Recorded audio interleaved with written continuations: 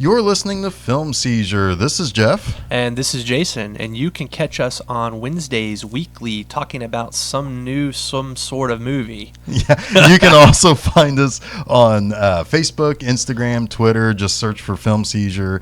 And as Jason said, check us out each week. Yes, your Wednesdays should be less crappy because of us, we hope. Maybe. Or more crappy. Or more crappy. Who knows? Either which way. Wednesdays are always a crapshoot. Why not give us a try? Exactly. Can't say it any better than that. Hello. I won't beat around the bush. I killed everybody, and I'm glad. I appreciate your honesty.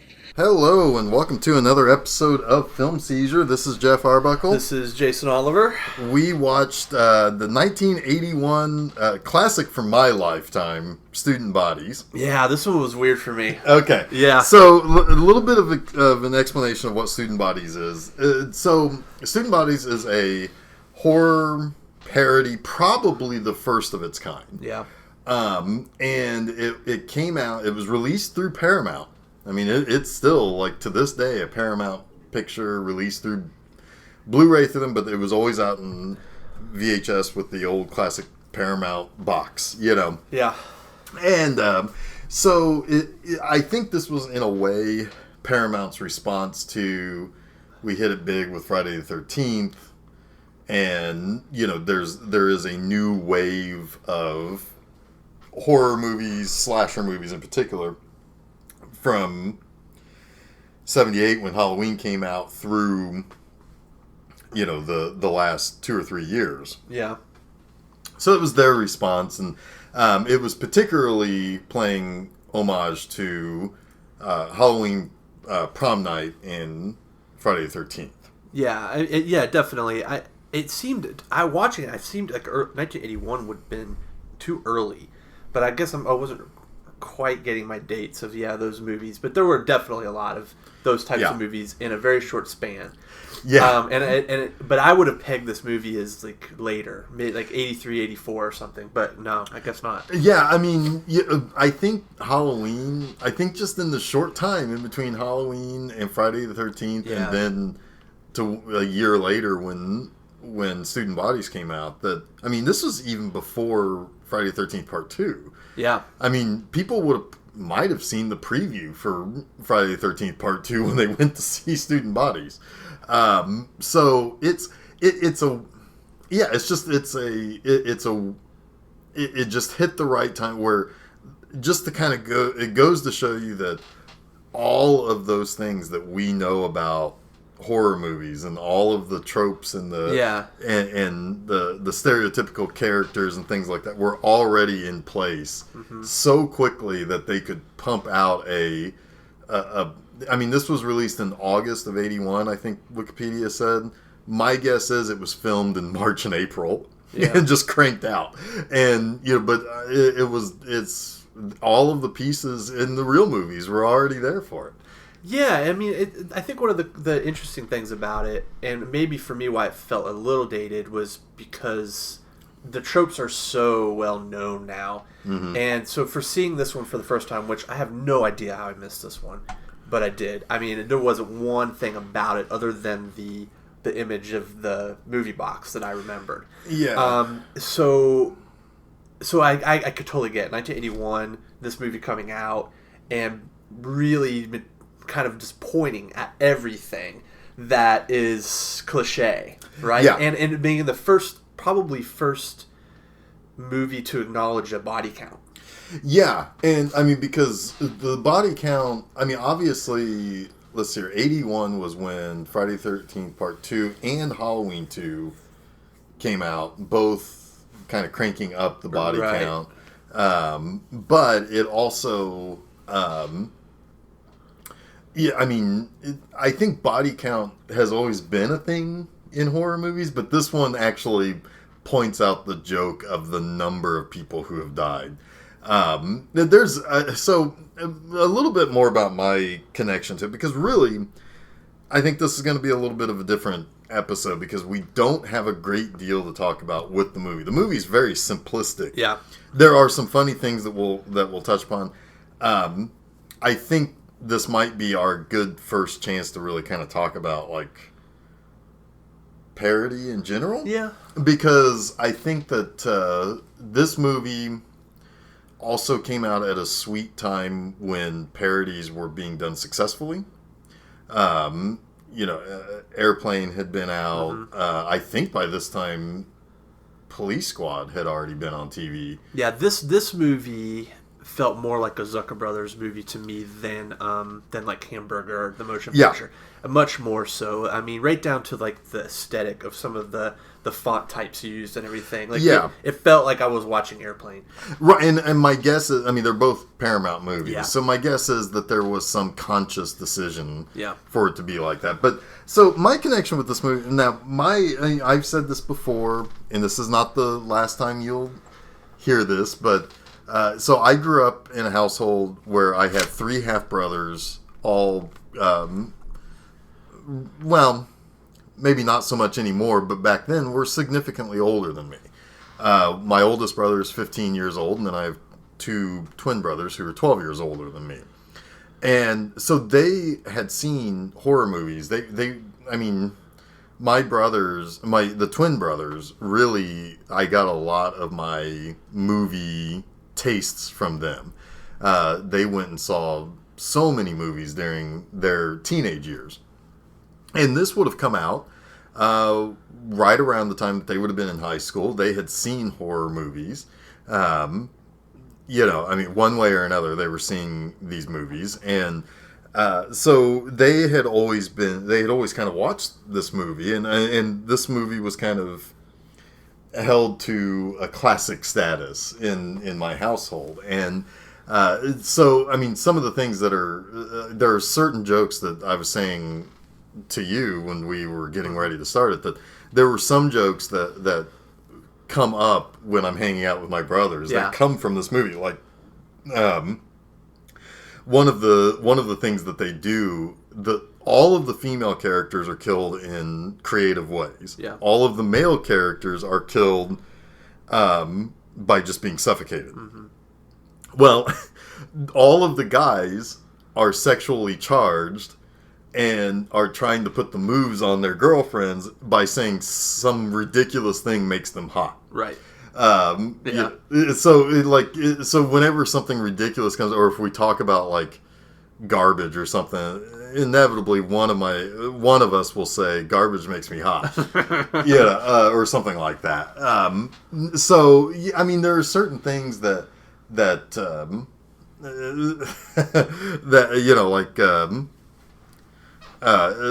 there's just so many things that we bring up and that we immediately think of with this movie.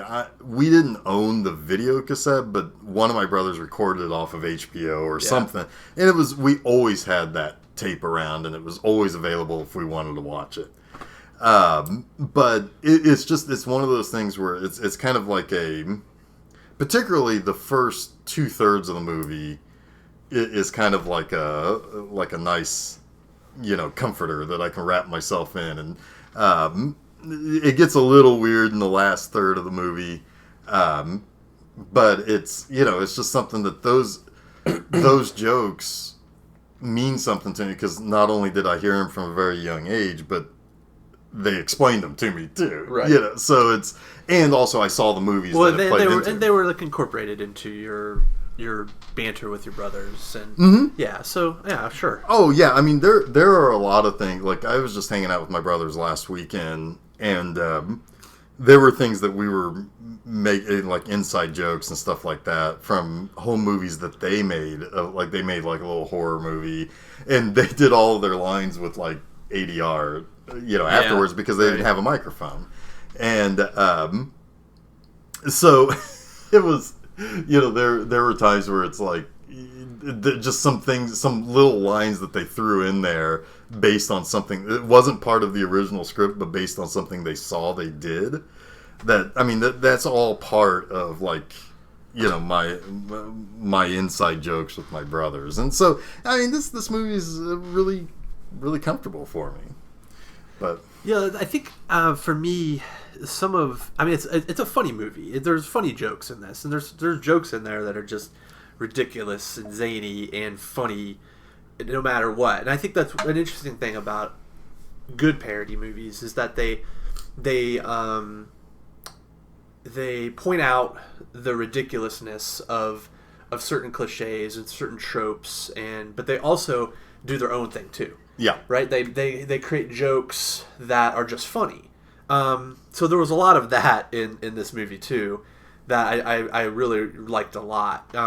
Where I feel like where some of the horror trope jokes were failing for me just because of the distance and time. Yeah. The other jokes that were just played, purposely for laughs outside of the narrative, really, were really funny. Like the whole thing with the tears.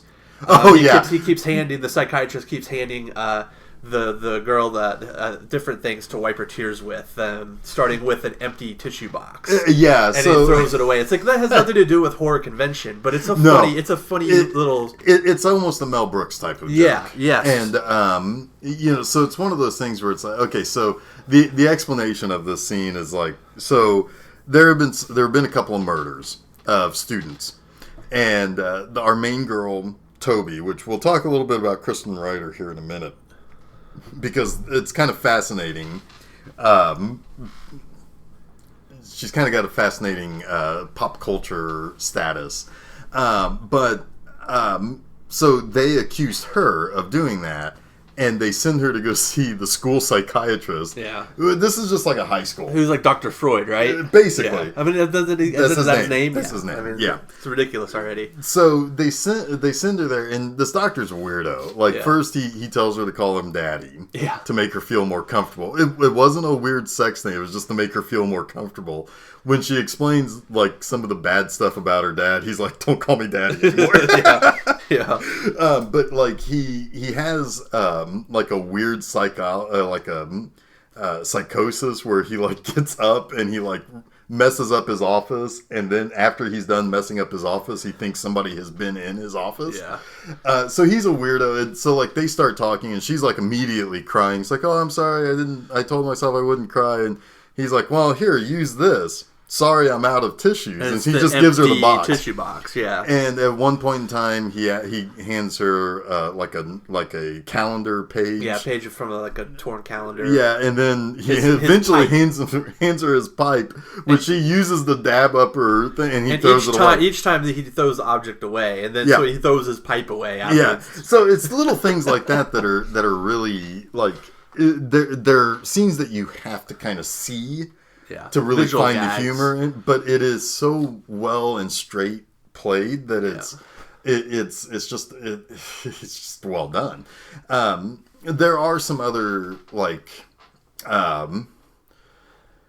the opening scene is so familiar to me because I mean I know every single joke that happens at the beginning where the babysitter is being spied on by the killer and her boyfriend ends up showing up and the fact that he's humming "She'll Be Coming Around the Mountain," which is a weird thing for him to hum because it's not sexy at all and it's not current at all either. It's just something that he could sing, and like there's weird things like the first joke that kills me is you start off with the point of view of the killer, the breather as he's called, and you hear him like walking up to the store and seeing him walk up to the store that's all windows, but to look in he peers through the little mail slot. Yeah. Which just those little things like that just kill me. Or she hears a cat outside, but it's a dog making cat sounds, and then it farts. Yeah, it's so weird. I mean, it's right out of the gate just saying this movie is ridiculous. I mean, it's everything about this is a ridiculous movie. Yeah, and I mean, part of that is I don't know. Part of that just didn't work for me. It was a chuckle, but it wasn't. It just wasn't terribly funny to me, but there were things that I did like in that first scene too, like when the parents get home and the way they react to things and screaming at things. I thought was pretty funny. The most obvious problems they're not reacting to. Right? Yeah. And the fact that she pays the mom of Yes. of the babysitter at the funeral, her wages. Chances are And on shits it, her, too. yeah, because it was 75 cents an hour Right. was what she was paying. and she pays her 65 cents an hour Right. in this envelope, and it's ridiculous. But, Yeah. but I kind of like that. I thought that was pretty funny. Yeah. So I mean, the basic rundown of this movie is that this is the last day of school, which is also the biggest day of the year. They have they have a parade, a dance, a football game, and a couple of other things that were the big panty raid. Yes, the big panty raid. The big panty raid. He's listing all these things at the funeral of the first girl who gets killed. Yeah, and the big panty raid is one of the big things that's going on for the high school. And so it's really just a killer is stalking. Yeah. And the jokes are within the fact that the girls are killed with ridiculous items. The first girl's killed with a paperclip. The second girl is killed with a horsehead bookend, which the horsehead bookends we'll talk about in a minute. Bookend, that's pretty funny. He was my favorite character. Yeah, he's great. My favorite character is Malvert. Yeah, with him too. The third girl is killed with an eggplant. Eggplant, yeah. The fourth girl is killed with a chalkboard eraser. Yeah. And the last girl is killed with all of the things. Like, it's like, basically you never see her get killed, but you hear her get killed and it sounds like a war zone. And then there are a couple of other deaths. But all of the guys who are being killed by the breather are just stuffed in a plastic bag. And there's... to test out the theory that a guy could be smothered in a garbage bag that's been tied tight. The shop teacher, who already had the scene with this exchange student that came in from Africa, who the bus just arrived on the last day of school. He's like, "All right, kid, get inside the bag." And he's like, "Why?" He's like, "Because I told you to." And basically, the teacher does kill the kid. Yeah, he does. Just to prove that the kid could die in a trash bag. He's obsessed with horsehead bookends. Yeah, so every character has their own little quirk. I mean, and they're stereotypical kids. You know, it's like you've got the girl who's the good girl, who's overly chaste, and or chaste. What Chaste, chaste? Yeah. Toby. Toby. That was a good gag I liked too. It took a minute to develop for me, but she's wearing a button on her sweater, her cardigan sweater, that just says no. And then later you realize when she takes the cardigan sweater off, she's got a button-down shirt, her blouse, with another button on it that says, "I said no." And then there's one scene where she's in the girls' locker room, and she's down to her bra, and pinned to her bra is another button that says, "For the last time, I said no." So they really play that whole, like, chaste card with her. She's the virginal one. Right, and there is, like, what you think is her boyfriend, but is really just kind of her friend. You know, you assume they're kind of boyfriend and girlfriend, really, Yeah. but she's so chaste that there is no chemistry between them whatsoever. Yeah, and there is none at all, and they're and every time that they've witnessed somebody going off who's eventually going to get killed,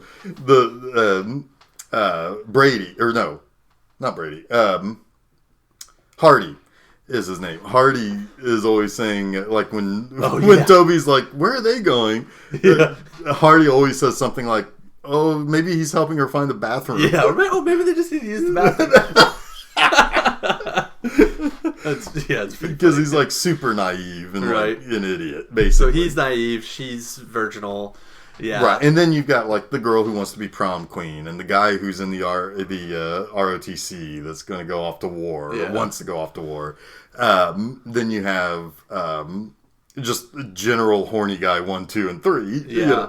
One of the guys has one of the great lines in the first sex scene. The guy takes a shower, and the guys are always separated from the women for stupid reasons. Like, the girl always complains about something, and then the guy has to leave, leaving the girl alone. It's usually they have to go get some sort of form of contraceptive. Yeah, it's like, I gotta go get a rubber, which is always a ridiculous place. Like, the one guy comes back with a grocery sack full of condoms and stuff, yeah. One guy leaves a condom hidden in the men's bathroom. And he comes back and it's got the sergeant stripes on. Yeah. The condom does. Right. Because he's the ROTC guy. Right. One guy, the girl complains that there's too much garbage around, so he's going to go get a broom and a dustpan. One guy has to tell one couple does it in a parade float, so he has to go tell the guy to slow down. The first guy has to take a shower, to which he says you can't wash away herpes. Yeah. It's like she says, "Are you clean?" And he says, "What did he say?" Yeah, of course I'm clean. Of course I'm clean. Besides, you can't wash away herpes. Yeah. But then when he comes out of the shower, she's already been killed and left in the bed, and he's like trying to like sex her up, and he's like, "Julie, you're not responding to my maleness." So stuff. So it's really just a pretty much straight played for laughs types of thing. You're meant to try to keep guessing who the killer is. And they go out of their way to kind of point out who suspects are. When there's an exchange of some sort that seems fishy for one character. And in a typical horror movie, they set a lot of those up as red herrings. And in this movie, it kind of goes out of its way to telegraph those moves. Yeah. To kind of point out how a horror movie works, or at least how a horror movie worked at that time. Well, and what's funny is that like almost every single character killed somebody. Yeah. Aside from the first four victims, the four sets of victims, everybody's responsible for somebody's death at some point. And then they play the Wizard of Oz ending where the characters it was all a dream, and characters were different roles and whatnot. But it's a pretty much just straight, we're gonna play this for laughs type of movie. And yeah, I mean, if you liked any of the early Zucker Brothers parody films, you're gonna like this. I mean, it's very much in that vein. Yeah, and I mean, it goes out of its way to tell the joke. I mean, it even has some fart jokes in it, which are pretty great. I mean, it's like one of the teachers and the faculty of the high school are talking over with the sheriff, who's like a hillbilly kind of sheriff, like a Texas sheriff type of guy, and they're talking about like who could possibly have killed whatever, and there's a fart in the room. And the school nurse basically says that, oh yeah, dead bodies can still release gas, which is true. And which she does say the line that there's an old Welsh saying, dead men tell no tales, but they fart. But they still fart. Yeah, but they fart. And, so that's it was played an old Welsh saying? Old Welsh saying. I wonder why Welsh. I don't know. It's hilarious. But, so there's fart jokes, there's... there's just flat out like just visual jokes. There's even your typical like slapstick type stuff. Yeah. Now, there are a couple of people in particular I'd like to talk about. Yeah. Like the Horsehead Bookends guy. I mean, he's bizarre, but he's funny. But he's your typical shop teacher who like his whole... Is he typical? Have you ever known a shop teacher that gives a shit about anything other than shop class? I only had one shop teacher, and it was in like 7th grade, so I don't know. I don't know. I mean, I think he's played up as a trope of like this man's whole life is making horsehead bookends out of wood. But it's to the point where he's fetishized. Yes. This specific project. Yeah. He saves it for the last day of class, and he's really excited to teach everyone how to make horsehead bookends. Right, which he expects people to do for the rest of their lives. Yes. He feels like he's imparting this grand finale of wisdom upon them. He says horsehead bookends so many times. At one point, like he's talking to the exchange student who just came into his class. This is my favorite part and too. Toby and Hardy are like, she found the bloodstained horsehead bookend. And what's funny is she is the only girl in the shop class, which makes something else that he says a couple of times pretty funny too. But like they're whispering back and forth about like what she found and like the evidence against him. And he turns around and he's like, talking during horsehead bookends? And so one of the things that he says to Toby a couple of times is he tells her, he calls her Miss Shouldn't Be Here Anyway. Yeah. And like he says, because she's the only girl in shop class. Why she's even in there would have made no sense. I mean, the girls didn't take shop class back then. They didn't take shop class when I was in school. No. Ever. They did home ec. There were girls in my shop class in 7th grade. There were. Not very many, but there were a few. You must have went to one of them progressive schools. I know. I took home ec too. I took both. Well, I took home ec in 6th grade. But in 7th grade, guys did. There was a cooking class. And that's where the girls went. And the guys went in the shop. And then I made some shitty, like, wood shit. Like, I wanted to make horsehead bookends. I really did. I don't even remember what we made in shop class. But I made a race car. But I remember we cooked a lot in home ec. And I remember we made, like, marshmallow Rice Krispie treats once and crap like that. I remember making, I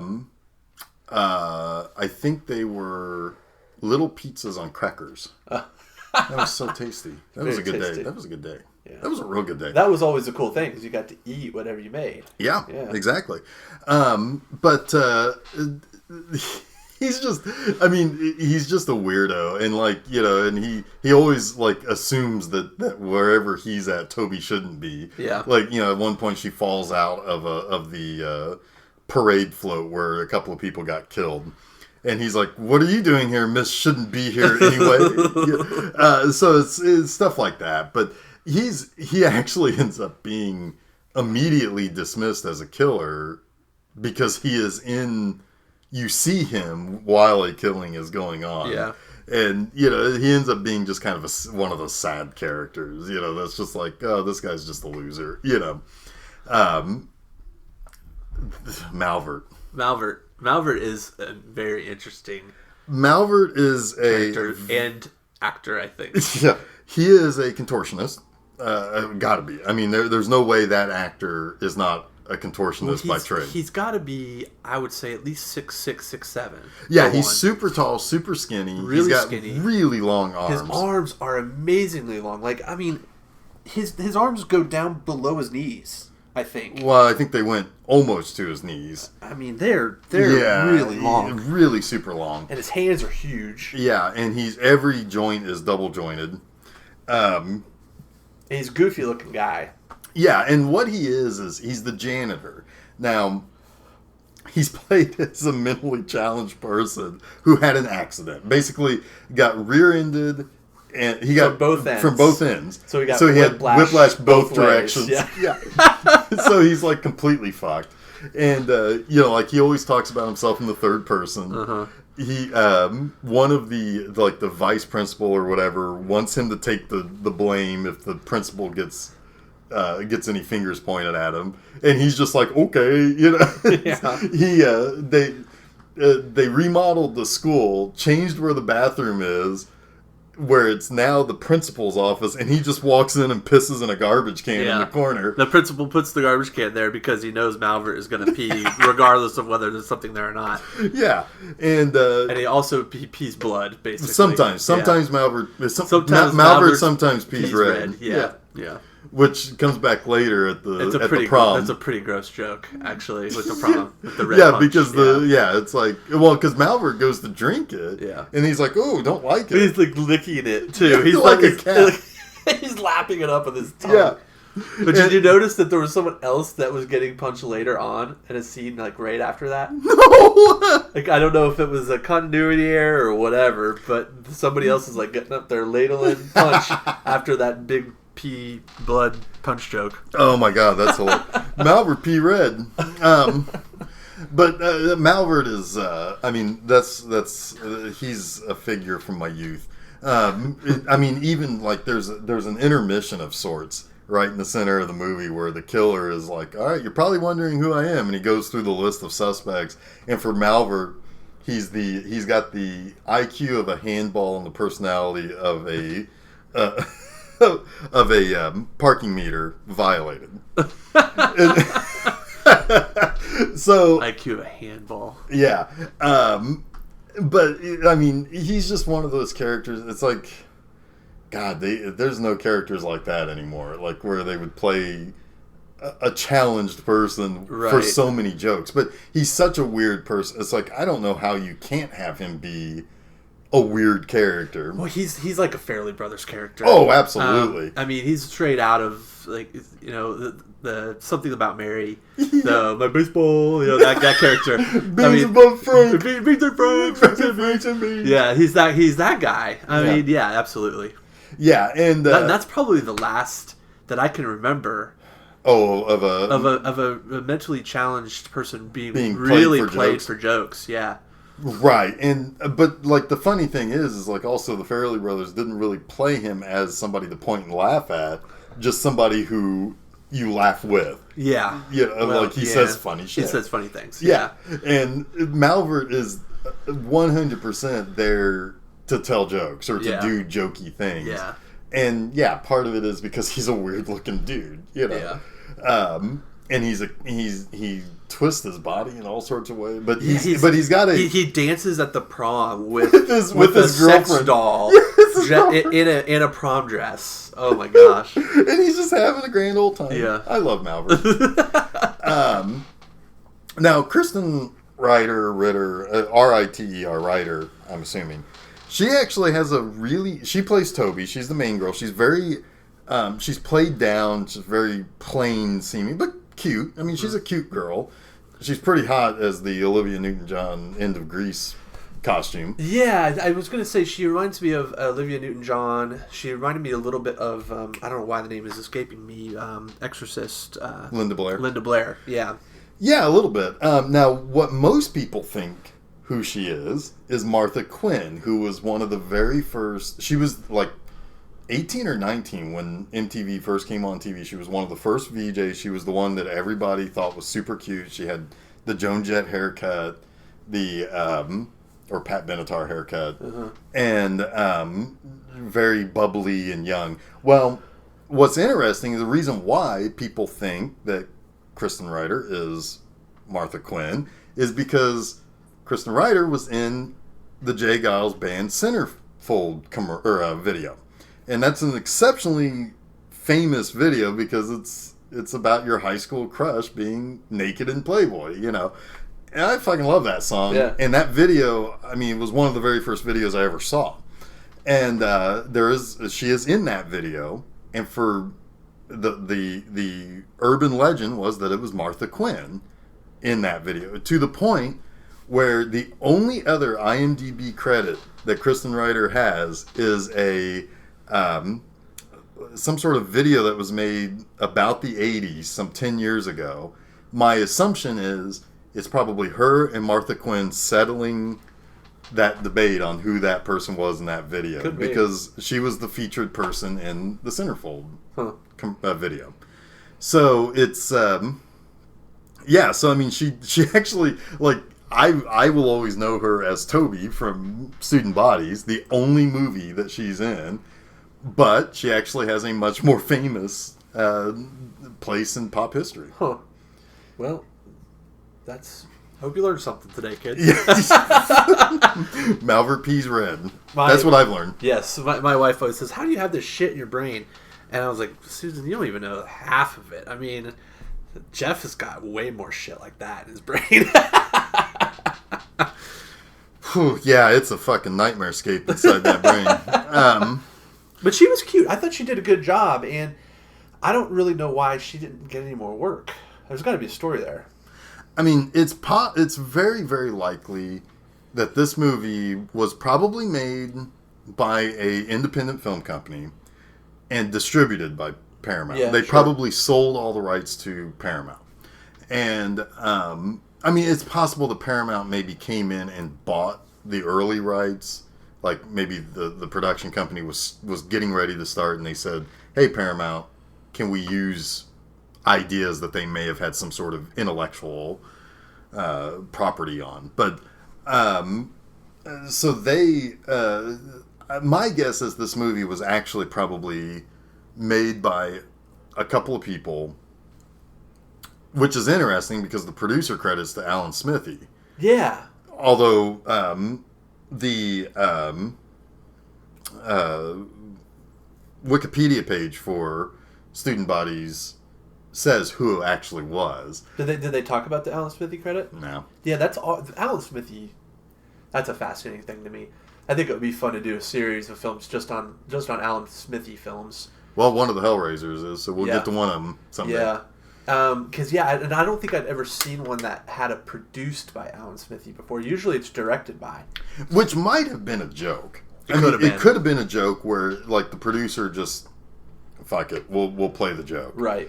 Or it could have been... It was a very early curiosity for me in the credits. It's like, oh, we don't see that very often. Yeah, it's possible also that it's not a joke and it wasn't a thing where the guy said, I don't want it. It could be one of those things where it was maybe the Producers Guild or something, or a guild hadn't determined whose rights it was. Yeah, they do that. And instead of leaving it as uncredited or to be determined, sometimes you see that on movie posters, the to be determined credit line. But I don't know. I mean, my thinking is still, though, that this movie was probably independently made and Paramount bought it. And my guess is practically nobody in this movie has a IMDb page of their own, or a Wikipedia page of their own. They all have IMDb, but practically nobody in this movie has a picture for their IMDb page. So my guess is these were probably just local community center, civic center, actors or whatever. And this guy was making this movie, and they said, yeah, sure, we'll be we'll do it. Or, hey, everybody, let's make a movie. It's kind of, there's another classic movie from my youth that actually is the case. And it's actually part of the characters, too. I believe Children Shouldn't Play with Dead Things, which is one of Bob Clark's first movies. He's the guy who made Christmas Story and Motel Hell and a few other movies. That is about a troupe of actors in Miami going to this island where they end up raising the dead through a satanic ritual. And I think all of the actors were part of an actors troupe that Bob Clark was associated with. And I think that they just said, hey, let's make a movie. We can do this pretty cheap. But okay, here we go. So I did a quick little bit of research here. AV Club actually wrote this movie up when the Blu-ray was released. Oh, nice. The very Blu-ray we watched. Yeah, and they didn't like it very much. AV Club sometimes is a little snobby. But they said that due to a 1981 WGA strike, Ritchie and Belson downplayed their contributions to the film, with the former even taking an Alan Smithy credit on the produced by line. Oh, there we go. So, well, I knew that there was a writer's strike during that time because I think there may have been a couple of other movies or a couple of other things that we are probably either very familiar with or will eventually talk about that was affected by that. Yeah, they make comparisons to Airplane. They talk about the meta horror pictures like April Fool's Day, which is really good. I don't know if you've seen that one. I do like that one, and then of course Scream. I mean, we probably have to talk about Scream here at some point because let's go. This is a good time because I pretty much covered what I have to say about this movie in particular. Let's talk about meta horror parody because I'm going to be honest with you. I've got a lot of problem with the state of horror, the things that kind of happened to it in the mid-90s, and the reaction, the fix of it didn't fucking work either for me. But we'll talk about that.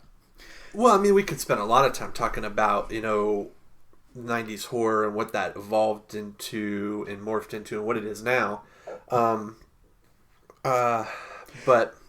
I think, before we even talk about Scream, which is what the sort of the thing that I think we need to talk about. You don't particularly care for it, it sounds like. I actually do pretty much like it. The first one is all right. There's a couple of things about the first one that I liked. I mean, I did very much like the very first scene. I thought that was a very, very cool way to open the movie. Mm-hmm. But There's a lot of punchy people. A lot of people in that movie. I want to go punchy on. Jamie Kennedy, man. Yeah. Well, shut up. I haven't seen the movie in a long time. I wonder how well it's aged. From what I understand, maybe it depends on your connection to it. It is so 90s, man. It is very 90s. Oh my God, which is like drenched in it. Is not. I mean, okay. Let's back up for a second because we've seen some stuff that is drenched in 80s. Right.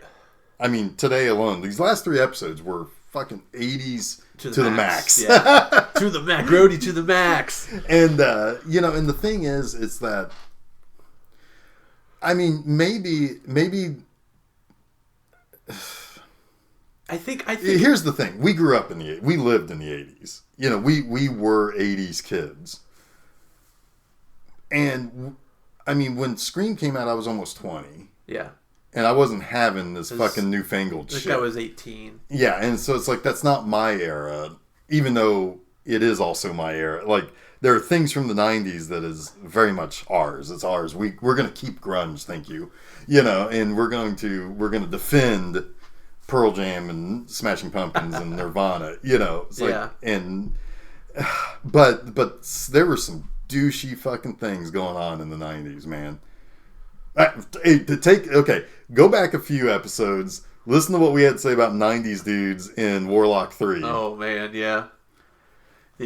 Some douchey. That was like the shit. tail. That was the very end of the 90s too. I think it was like 99. It reached its peak of the douchey. But I think. All right, so you've got two sort of components here. You've got the meta and you've got the parody. Scream in no way, shape, or form was parody. No, it was meta. It was meta. It was not even meta like maybe something newer like It Follows is meta. Yeah. It was sort of like being meta and pointing out what was meta about it, which I think was clever for its time, but kind of once you sort of got it and they tried to keep reinventing that, it started to get really stale. And now you've seen a reaction to that where a lot of horror that I like today is more homage and pastiche of like 80s horror. And that's like It Follows is definitely a great example of that. Yeah, but there's also the negative side of it too, which is the movies that are endlessly trying to utilize found footage.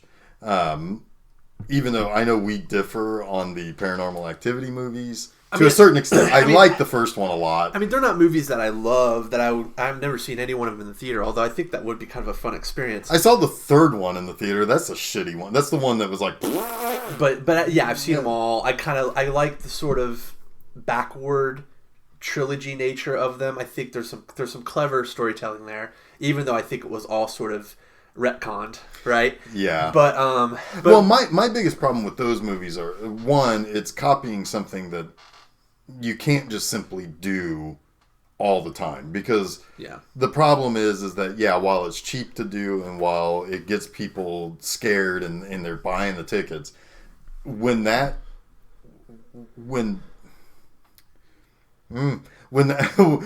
starts to fail, it fails hard, quick. Yeah. And then, and you also have, I don't know, it's hard to defend. Then you end up with ghost dimensions. Yeah. Yeah. And then you're ending up like, you can no longer defend even the ones you do like. Yeah, sure. Like, it's hard for me to even defend the first Blair Witch Project, which I think still to this day is a fucking masterpiece of tense horror. It's a masterpiece of marketing too. With that too. I mean, but the problem is that it's been copied time and time again, and now the copy of the copy of the copy has ruined the original. Sure. But I think we're digressing a little bit too. So we've got obviously the meta side, and then there's the parody side, and I think they're very different. And parody side, I think the closest thing you'd get to A Student Bodies that is more contemporary It's a to scary now would movie. be a scary movie. Although I would say the first Scary Movie is still pretty funny. First Scary Movie is really funny. Yeah, Yeah. it is. Is that the one with Chris Elliott with the hand, or is that the second one? Oh my god, I don't know, but both That's of those really were pretty funny good. too, yeah. Yeah. I don't remember which one was which, and I haven't seen those movies since they came out. haven't But I saw either. those first two in the theater. I did too. Yeah. Actually, I think we saw them together. I think you're right. but and they were funny, and I think Yeah. they're probably the closest brethren to Student Bodies, truly. Yeah, and while those parodies have started to screw themselves over too, to the point where it's like you're starting to parody things that aren't funny in the long run, whereas like Airplane and Naked Gun to this day are hilariously funny. Yeah. Now, my connection to Student Bodies is something that it's always been there. So I get, like, I've had 35 years of understanding those jokes and learning those and getting why they're funny. But you're right. If you're watching it today, you know, this movie is now almost 40 years old. Right. You're not gonna have the same reaction as the people who watched it since. Well, I mean, the, the 80s, opening joke is a play on Halloween, and the sense that it's Halloween night, and then the next frame is the same house, Friday the 13th, and the next frame after that is Jamie Lee Curtis's birthday. Right, which is a joke on how meteoric Jamie Lee Curtis's rise to Scream Queen was. Exactly, and that's a joke that is very much dated and rooted in a specific time period. Yeah, it's rooted in people who are probably, mid to late 30s and older would understand. Especially helps if, like me, you have older brothers who will show you those movies or will watch those movies with you when you're a little kid. But at the same time, like anybody who understands the history of horror films or is a horror fan at all gets that joke, right? Yeah. I mean, we all know who Jamie Lee Curtis is. I mean, 20-year-olds, I hope, who like horror films know who Jamie Lee Curtis is, God, I hope. If you're 20 years old and you're listening, if you don't know who Jamie Lee Curtis is, I'm going to hunt you down. I'm going to fucking beat your face. We'll send you a list of movies. Along with a severed finger. Yeah. Well, it's interesting. My brother is probably a great example of, he's 20 years old. He is much younger than I am. I wasn't in the house when he grew up. So I wasn't around to introduce him to the things that I liked when I was his age. So he has a totally blank slate that he created on his own. He's gravitated more towards all the crap, for the most part, that's come out in the last 10 years.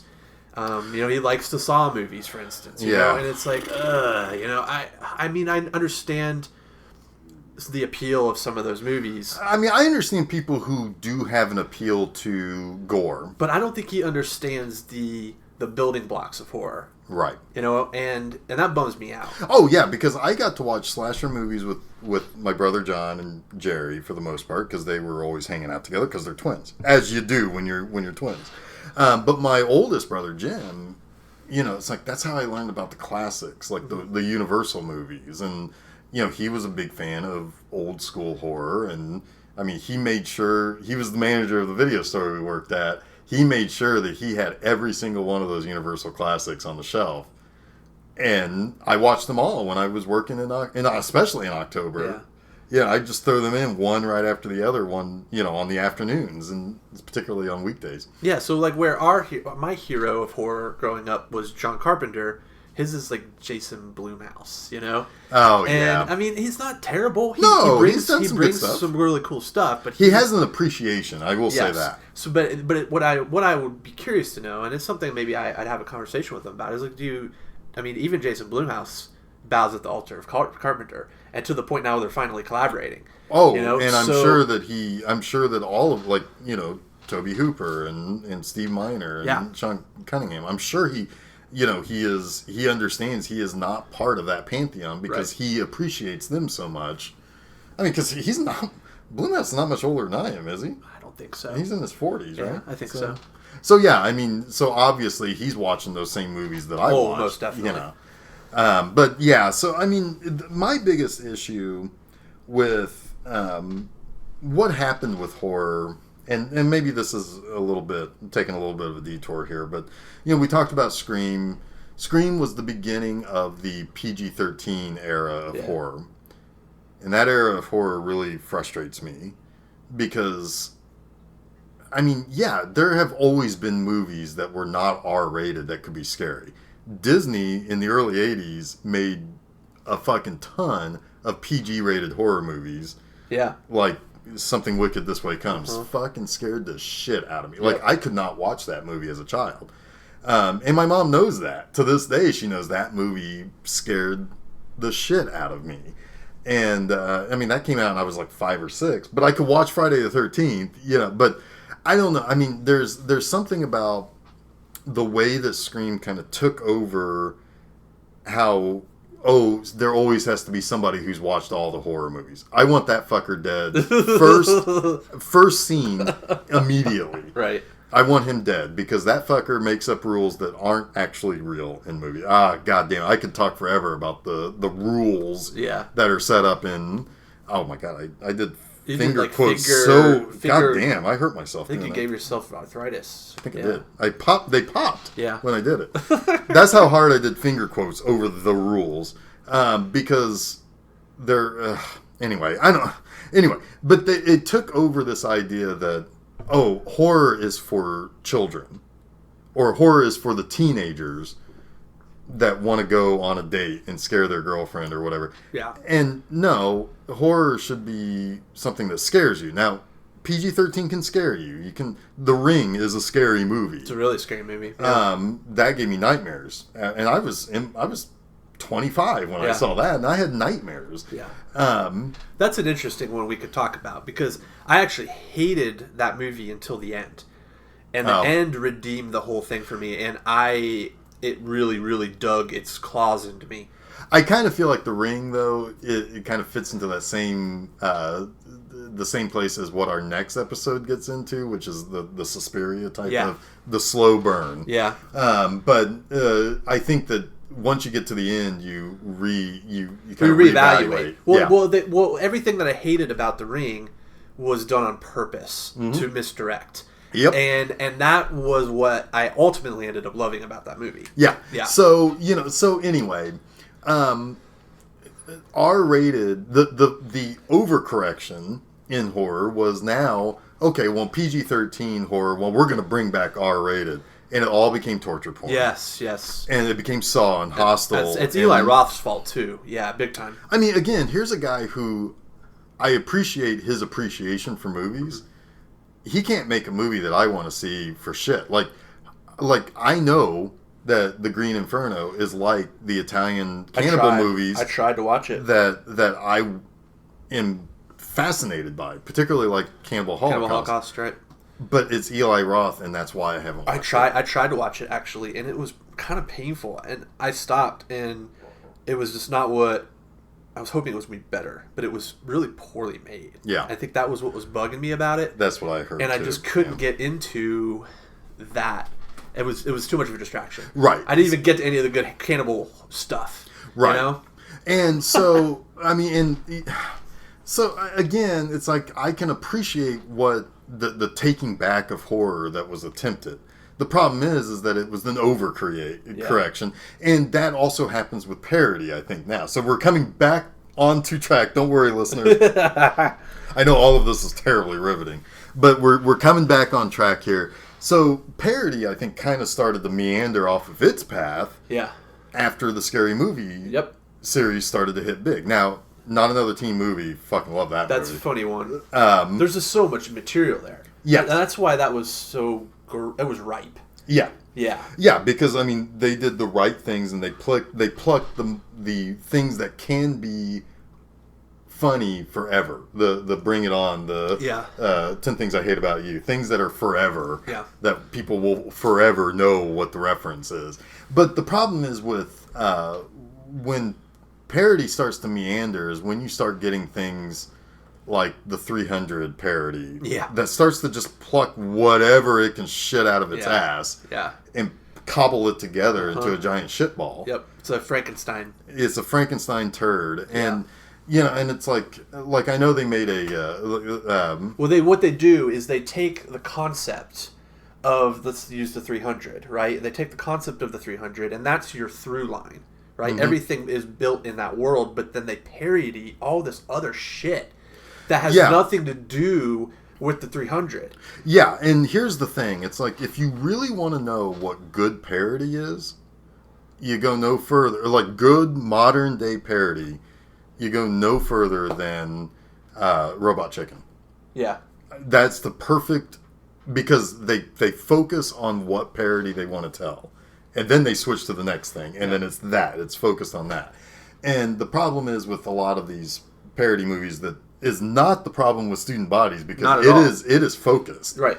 It is focused on tropes and on stereotypes and things like that horror movies played up for popularity. Yeah.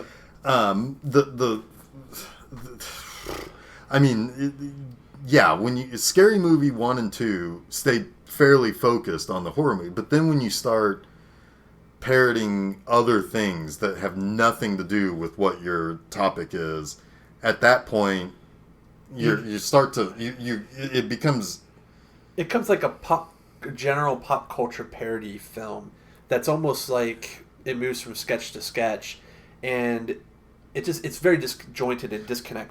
it feels like. Have you tried watching, even if you've seen it before when it was brand new, try watching an episode of Saturday Night Live from the late 80s. Okay. If you watched it when it was brand new and you thought it was the funniest fucking hour and a half on TV, today you're going to think it's the worst hour and a half that's ever been produced. Because every one of those jokes were of that time. Yeah. Well, when you are starting to pull in all of these pop culture things, the What's Up guys from the Budweiser commercials are no longer funny. No, and they will never be funny again. And they will never be funny again because the parody ruined them. Yeah.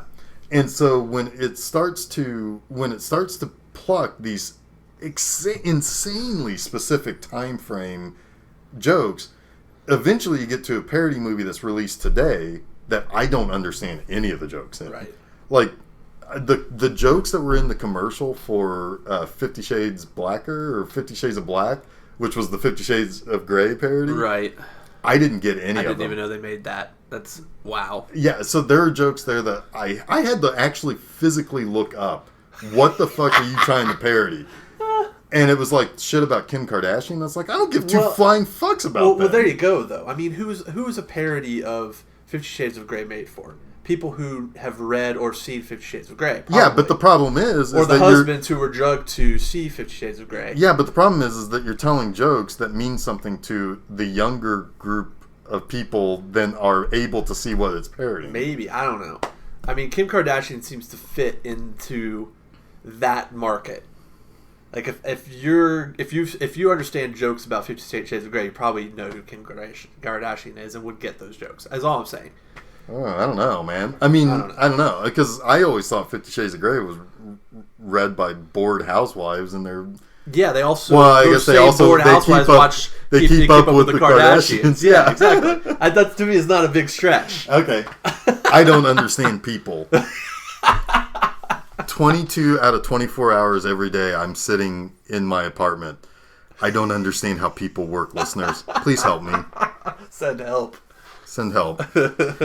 So, I mean, now getting back to Student Bodies. I mean, Student Bodies, like I said, it's a focused...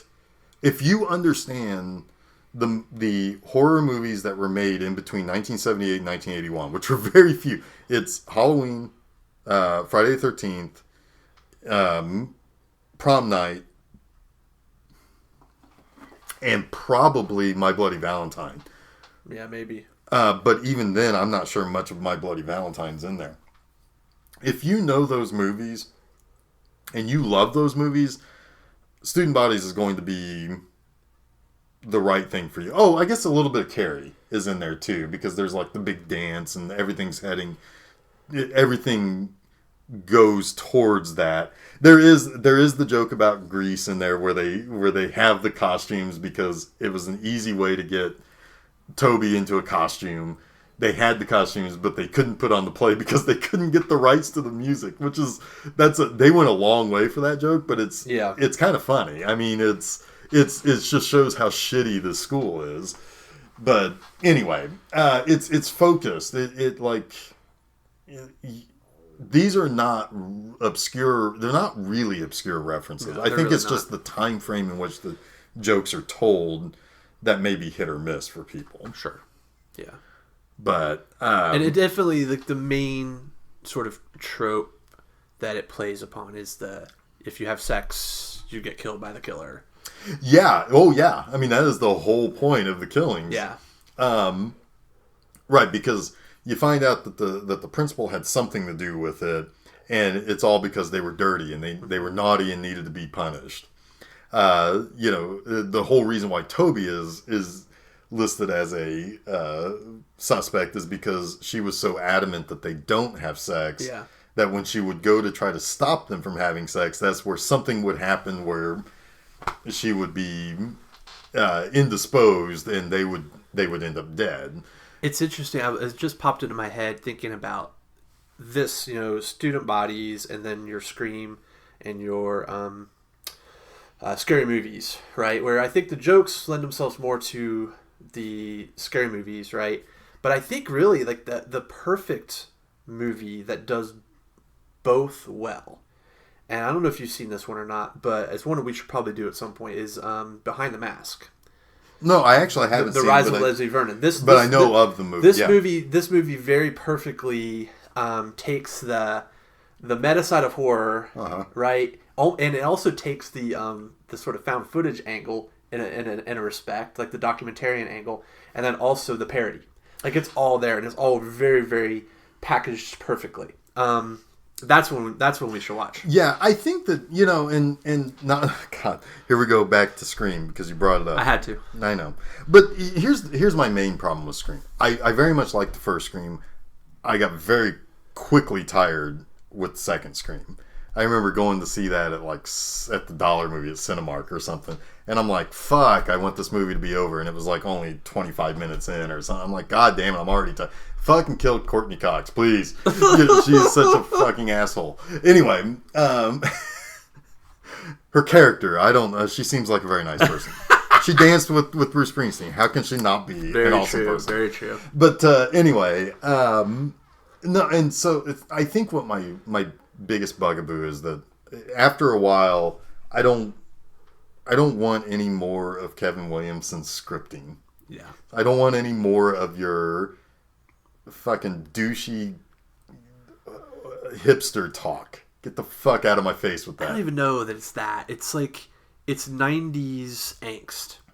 It's sort of what he but wrote. everybody is talking beyond their age. I mean, it's precocious teenagers is what he kind of specialized in. Yeah, you know who did that better though?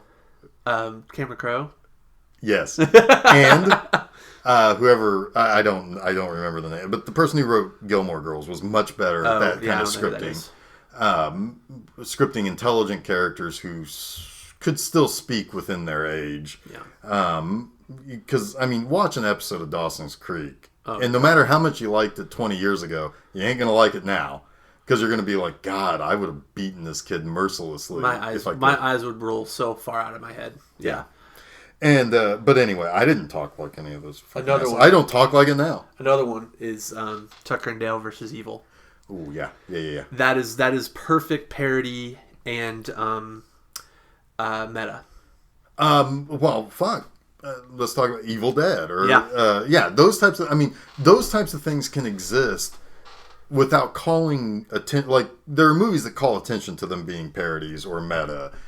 Scream did it in the very first scene. Yep. Student Bodies does it in the very first scene, pointing out like there's the whole opening chyron of that this is based on a true story because there were 26 horror movies released last year and none of them lost money. Yeah. And that may actually be true. Yeah, it probably is true. After Halloween, horror movies boomed. Yeah. But anyway, I like kind of just we could talk like this for probably another hour and I think there is a time where we will get to something like that where it's we will continue on, we will come back to this conversation and then enhance it with some other if we want to watch Scream, we can watch Scream. I don't know. Rose McGowan's still in it, right? Yep. we will watch Scream. Yep. I mean, in that Nick Cave song, Red Right Hand. It's Oh, great. yeah. It's good stuff. Yeah. Yeah. I mean, there's some. I mean, and it's Wes Craven. I mean, I can't. There's nothing about that. I mean, the movie itself. I mean, it's creepy. It's scary. I mean, I understand what you're saying about. I think maybe it's the sequels where I started to really kind of like. Yeah. But it's 80%. I think still a good scary movie. And yeah, but I don't know. It felt at the time. It felt sort of like a. Well, I think that again, I think it's that same thing where you had mentioned that Student Bodies is specific to the early '80s. Yeah. Scream is specific to the mid ’90s, and you know how a Nightmare on Elm Street, when you watch Nightmare on Elm Street, that I just did last week. You have there's a specific feeling of dread. Yeah. That Craven is able to create in that neighborhood. Right? I get the same sort of feeling with Scream. Yeah. I will say that, yes. And also, I think that is just something that Wes Craven's good at. Mm-hmm. Absolutely. But also, there are a couple of things in Nightmare on Elm Street that are very meta jokes as well. Or at least meta lines that you get a chuckle out of. It's like, yeah, that's good. I like that. I mean, it's... so, I mean, Wes Craven's good at that sort of stuff. And he's good at having his characters... He's good at directing his characters appropriately. Well, shit. I mean, New Nightmare. Yeah. I mean, it doesn't get much more fucking meta than that. Nope. And he did it to his own creation. Yes. I mean, that's awesome. Yeah, which, I mean, it's a shame that movie bombed. Yeah, it is a shame. It's a real shame. It's a good movie. It really is. Yeah. It really is. I mean, there are really, in my opinion... only 3.5 good Nightmare on Elm Street movies. Sure, yeah. 1, 3, New Nightmare, which are all three that Wes Craven has the most control over, or the most... and you're giving the half to 2, aren't you? Yes, I am. Yeah, because I like that movie. I like 2. It's so different, but it took me 30 years to love that movie. There's something menacing about that one. Like it's like the pool scene alone is just phenomenal. Yeah. You're all my children now. Yeah. It's creepy. It is. But I don't know. I mean, so I know we kind of meandered in this episode, but I mean, I think it's this is a hard movie to talk about because it is such a visual. I mean, you have to just kind of see this movie. It's gags. It's just a bunch of gags, but they are focused, right? And that's what makes it a good parody, even if you... I mean, I think you would agree that it's a good parody. Absolutely. Even though you didn't really love the movie. Yes. You obviously have a different connection to it because you were just essentially... I just watched it. You just watched it for the first time. I've watched it 30 times, probably. Yeah. So, and yeah, I mean, I think that it's a movie that if you enjoy the formula of the movies that Halloween birthed, then I mean, even the movies that came after Student Bodies was released was still doing the things that Student Bodies was making fun of. Most definitely, yeah. Yeah. So in that sense, it was very ahead of its time as well. Yeah. Yeah. So I mean, it is something that I think you definitely would at least enjoy, even if you didn't think this is one of the most important things in your life. I mean, I'm glad to have watched it because I feel like I'm truly shocked that I had never seen it, and it does feel like I achievement unlocked or something for having finally seen it. Yeah, you won you unlocked the Horsehead bookend achievement. Yeah. That's a perfect place to end, I think. Yeah, I think so. Horsehead bookend achievement unlocked. Yep, and you won up. You won the Malvert skin. Malvert skin, yes. Yes. Yeah. My character can now wear Malvert. Yeah. Which is wow. I don't even play video games. Hitting those jokes. So anyway, I think that just about wrapped things up. Now that we are on a weekly schedule, be sure to come back next week. We should have something good in store for you then. But until then, I'm Jason Oliver. I'm Geoff Arbuckle, and you've been listening to Film Seizure.